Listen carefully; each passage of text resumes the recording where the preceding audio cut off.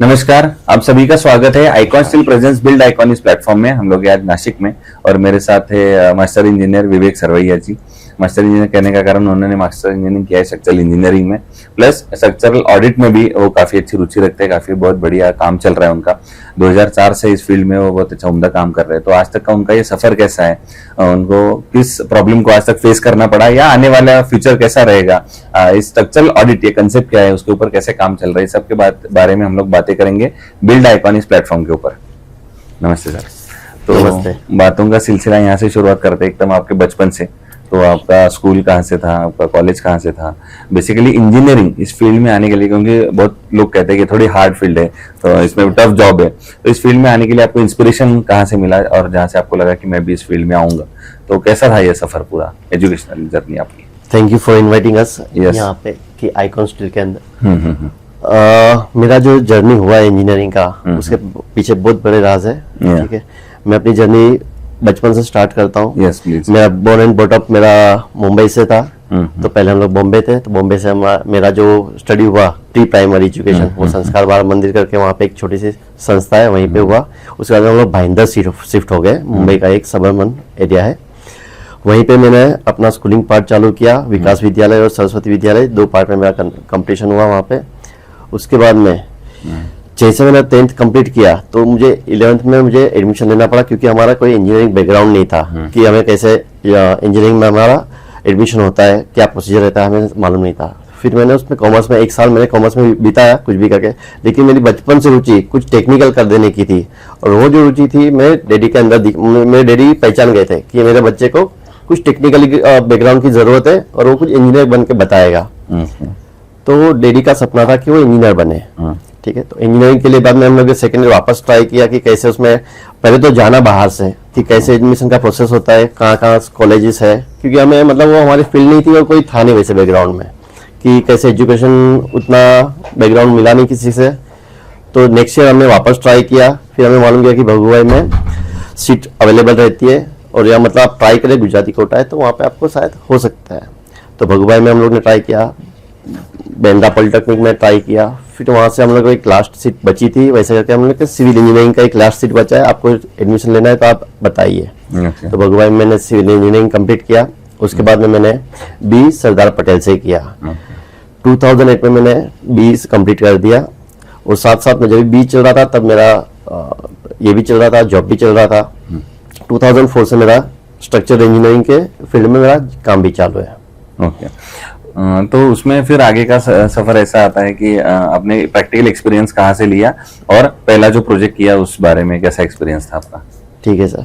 So starting में जैसे मैं भंगुभाई में था तो हमारा 6 मंथ का 2 इम्प्लांट ट्रेनिंग था। सही, तो 6 महीने का इम्प्लांट ट्रेनिंग मैंने रिपेयर फील्ड में लिया और 6 मंथ का जो था मैंने न्यू कंस्ट्रक्शन में लिया। मतलब दोनों जो फील्ड थी वो साइट इंजीनियरिंग की थी। तो साइट इंजीनियरिंग करते करते मैं अपना बी कर रहा था, बैचलर ऑफ इंजीनियरिंग, तो साथ में वो जो न्यू कंस्ट्रक्शन का साइट था वहीं पे मैंने कंटिन्यू किया। लेकिन उसके बाद में मुझे लगा कि अभी मैं आगे की स्टडी जो कर रहा हूँ तो मुझे उसमें टेक्निकलिटी मतलब इतना नहीं दिख रहा था, क्योंकि वो ओल्डेस्ट साइट का जो रूटीन जो है वही करना है। तो मैंने सोचा कि मुझे डिजाइनिंग में जाना है। तो मेरा एक फ्रेंड राजेश त्रिवेदी करके, मैंने उनसे डिस्कस किया कि मुझे ऐसा कुछ लाइन बता कि मैं टेक्निकली कुछ अपना दे पाऊँ। तो उन्होंने मुझे सजेस्ट किया कि एक स्ट्रक्चर डिजाइनिंग का जॉब अच्छा रहेगा तो एक बार उसमें ट्राई कर ले। तो मैंने उसमें फिर 2-4 लोगों से बात किया। फिर मेरे फ्रेंड ने एक सजेस्ट किया कि यहाँ पे आप कंटिन्यू करना है डिजाइन जॉब। तो विप्रा कंसल्टेंट करके था, तो मेरा फर्स्ट जॉब जो डिजाइनिंग के अंदर का है वो विप्रा कंसल्टेंट के पास मेरा स्टार्ट हुआ। तो वहाँ से मैंने 2005 से लेकर 2008 तक विप्रा कंसल्टेंट के पास डिजाइन सीखा। वो मेरे गुरु है, मतलब विवेक हथौड़े जी। ठीक है, वो मेरे गुरु है कि मैं स्ट्रक्चर डिजाइनिंग जो आज कर रहा हूँ वो उनके पास से मैंने बहुत बेसिक जो नॉलेज चाहिए स्टार्टिंग में, वहीं से मुझे बहुत उसमें पुश मिला है। उसके बाद में जैसे मेरा बी कंप्लीट हुआ 2008 में, तो मैंने स्विच ऑफ किया। तो मैं स्टूप कंसल्टेंट एक आर्किटेक्चरल फर्म है बॉम्बे में और मल्टीनेशनल लेवल पे भी काम कर रही है, तो वहाँ पे मैंने ज्वाइन किया 2008 से लेकर 2012 तक। और 12 के बाद में मैंने जेकब इंजीनियरिंग ज्वाइन किया, वो भी डिजाइनिंग फर्म है, इन MNC कंपनीज है, यूएस की कंपनी है। तो वहाँ से 2012 से लेकर 2015 तक मैं वहीं पे डिजाइनिंग में था। वहाँ पे इंडस्ट्रियल प्रोजेक्ट्स, काफी इंडस्ट्रियल प्रोजेक्ट्स ही थे, ऑयल एंड रिफाइनरी, पेट्रोकेमिकल्स, वही सब था। तो रेजिडेंशियल का भी नॉलेज आ गया, कमर्शियल का भी नॉलेज आ गया और इंडस्ट्रियल का भी नॉलेज आया। उसके बाद मुझे एक ब्रेक मिला सऊदी अरामको, सऊदी अरबिया के अंदर। तो एक छोटा सा मुझे लगा कि चलो एक बार सऊदी अरबिया में जाके देखते हैं। तो ऐसा रहा कि वो 2015 से लेकर 2018 तक मैं सऊदी अरामको में जॉब के लिए था। जैसे मैं वहां से मतलब एक ऐसा हो गया कि मुझे भी इंडिया रिटर्न होना है। तो वैसे जब मतलब फैमिली का एक बैकग्राउंड था कि फैमिली लोग चाहते थे कि भी तू आ जा वापस। तो मैं 2018 में वापस आया यहाँ पे और फिर मैंने अपना जर्नी स्ट्रक्चर डिजाइनिंग और स्ट्रक्चर ऑडिट के लिए स्टार्ट कर दिया। खुद का प्रैक्टिस चालू किया सर। क्या बात है। फिर एक बतौर एक स्ट्रक्चरल डिजाइनर एक सवाल पूछना चाहूंगा कि एक अच्छे स्ट्रक्चरल डिजाइनर से डिजाइन करवाने में क्या फायदे होते हैं जो आगे के नुकसान टाल सकते हैं? सर स्ट्रक्चर डिजाइन करने में जो प्रिकॉशंस रखने हैं बराबर है, जैसे कि उसमें जो साइजिंग है, ठीक है, नंबर ऑफ स्टील्स बार है, डिस्ट्रीब्यूशन कैसे करना है, नंबर ऑफ एरिया तो चलो डिजाइन के हिसाब से अपने को हम लोग स्टेड यूज करते हैं, ईटेब यूज करते हैं, बहुत सारे फील्ड में नए नए सॉफ्टवेयर आ गए। लेकिन जो बेसिकली जो यूज होता है ईटेब यूज हो रहा है बिल्डिंग डिजाइन के लिए, इंडस्ट्रियल डिजाइन के लिए स्टेड यूज हो रहा है, बहुत अच्छे सॉफ्टवेयर है। लेकिन जो डिजाइन के अंदर साइजिंग क्या यूज करना है, बीम का साइज क्या लेना है, कॉलम का साइज लेना है, कौन सा कॉलम का सेक्शंस कौन सा यूज करना है, किस टाइप का स्टील यूज करना है, डक्टाइल यूज करना है, HYD यूज करना है, 550D यूज करना है या 500D यूज करना है।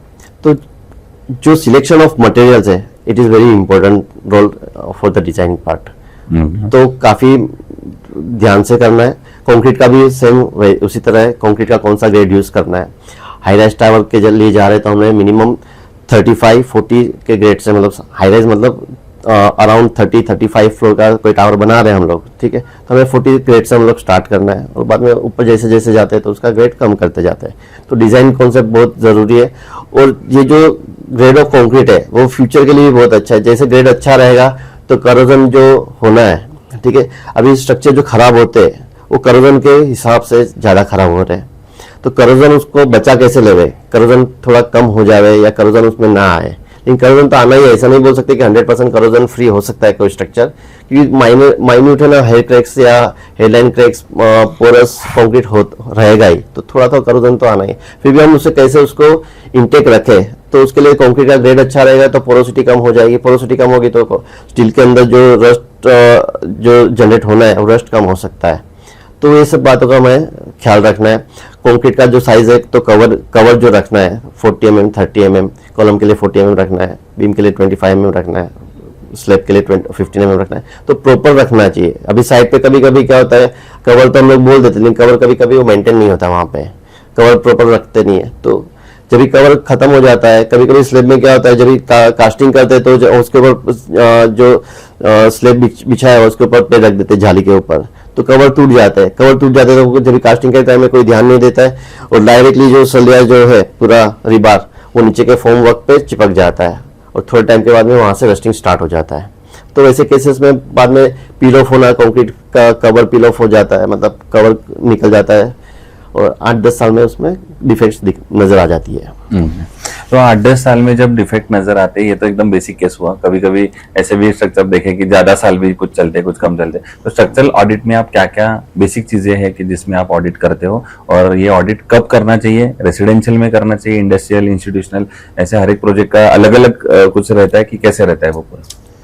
सर ऑडिट जो है ना, अभी ये बहुत कॉमन, अभी बॉम्बे के लिए, मतलब आज हम बॉम्बे में ज्यादा प्रैक्टिस कर रहे हैं और महाराष्ट्र में प्रैक्टिस कर रहे हैं, लेकिन बॉम्बे में ज्यादा हमारा फोकस है अभी। तो अभी बॉम्बे में कंपल्सन हो गया मुंबई के अंदर कि ऑडिट करना ही है। ऑडिट का कंपल्सन ऐसा हुआ है, आफ्टर 15 ईयर्स, एवरी 15 ईयर्स आपको ऑडिट करना स्टार्ट कर देना बिल्डिंग का। 15 ईयर्स, 20 ईयर्स, 5 ईयर्स का गैप दिया है, 15 years, 20 years, 25 years and 30 years. After 30 years, every 3 years you have to perform the structure audit. Every 3 years, 30 years, 33 years, 36 years, इसी logic में चलते रहेगा ये। स्ट्रक्चर ऑडिट में हम लोग जो पैरामीटर यूज करते हैं, ठीक है, एक तो विजुअल इंस्पेक्शन कर रहे हैं और एक रिबन हैमर, एक एनडीटी, ठीक है, मतलब ना स्ट्रक्चर को कोई डिस्ट्रॉय करना है, हमें सिर्फ एनडीटी मतलब नॉन डिस्ट्रक्टिव टेस्ट करना है। नॉन डिस्ट्रक्टिव टेस्ट में हमें रिबन हैमर टेस्ट करके चेक करवाते हैं, UPV, ultrasonic pulse velocity, carbonation, half cell, pH check करवाते हैं। बाद में क्लोराइड कंटेंट कितना है, कंक्रीट कितना डिटोरेशन हो सकता है, वो सब चेक कर रहे हैं। उसी के बेस पे हम हमारा कंक्लूजन देते कौन से कैटेगरी में स्ट्रक्चर जा सकता है, और स्ट्रक्चर को या तो ज़्यादा ही खराब हुआ है, डिटोरेट हुआ है, तो उसको मिनिमम और मैक्सिमम कितना खर्चा लग सकता है। सपोज ज़्यादा ही डिटोरेटेड हुआ है तो उसको मतलब रखना ज़रूरी है, तो स्ट्रक्चर को कैसे बचा सकते हैं। अदरवाइज उसको मतलब out of the pocket expense जा रहा है तो उसको रिडेवलपमेंट जाना बेटर ऑप्शन है अभी के लिए। दूसरा, कंस्ट्रक्शन में स्टील जब सिलेक्ट करने की बारी आती है तब उसमें क्या अच्छे पैरामीटर देखनी चाहिए, क्या क्वालिटीज देखनी चाहिए ताकि स्टील की वो क्वालिटी बनी रही पूरे कंस्ट्रक्शन के लिए? Sir, as per earthquake design IS 1893 ductility is very important parameter for the design. तो डक्टिलिटी मेन इंपॉर्टेंट पार्ट है। पहले आप देखते रहोगे तो पहले माइल्ड शीट से स्ट्रक्चर कंस्ट्रक्शन का काम हो रहा था। माइल्ड शीट के बाद में HYSD आ गया, ठीक है। उसके बाद में इंप्रूवमेंट होते होते उसका 415 स्टील आया, 415 का और इंप्रूवमेंट हुआ तो 500 आया, 500 का इंप्रूवमेंट करके 500D बना, और 500D के बाद 550D आया, 550D के 550DS आया। तो मतलब इसके अंदर इंप्रूवमेंट की जरूरत है, और जरूरत के हिसाब से आज इंडस्ट्री के जो भी बड़े बड़े प्लेयर्स है, जैसे आपका आइकॉन हो गया, वो लोग भी काम कर रहे हैं और अच्छा क्वालिटी मार्केट को दे रहे हैं कि मार्केट के अंदर जो भी मटेरियल यूज होगा वो फ्यूचर के लिए, जो भी कंस्ट्रक्शन के लिए यूज होने वाला है, वो इंटेक रहे, ड्यूरेबल रहे, कि फ्यूचर में जाके उसमें जो डिफेक्ट अभी हम लोग जो रेक्टिफाई करने के लिए देख रहे हैं, जो ऑब्जर्व कर रहे हैं, वो मिनिमाइज हो जा रहे हैं। बराबर।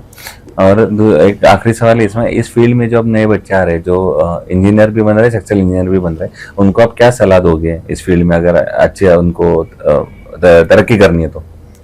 सर, स्ट्रक्चरल इंजीनियरिंग के फील्ड में मतलब सिविल इंजीनियर तो बन जाते हैं, फिर भी सिविल इंजीनियर बनने के बाद बहुत से बच्चे लोग को एक फियर रहता है, मैं स्ट्रक्चरल इंजीनियरिंग में जाऊंगा तो मतलब बहुत सारे मुझे कैलकुलेशंस करने पड़ेंगे, तो मतलब उसके अंदर एक फियर क्रिएट होता है। तो उन लोग आने से मतलब थोड़ा सा आगे दूर होने जाते हैं कि नहीं, मुझे स्ट्रक्चर इंजीनियरिंग ठीक है, मैं जॉब कर लूंगा, साइड पे मतलब चले जाऊंगा, या तो फिर प्रोजेक्ट इंजीनियरिंग का कुछ काम कर लूंगा, या तो क्वांटिटी सर्वे का काम कर लूंगा। लेकिन स्ट्रक्चर इंजीनियरिंग पैशनेट जॉब है। थोड़ा माइंड से अपना थोड़ा कॉन्सेंट्रेट करके डिजाइनिंग का पैरामीटर आप समझ लोगे तो आप बेसिकली कर सकते हो। ऐसा कुछ नहीं है कि आप नहीं कर पाओगे।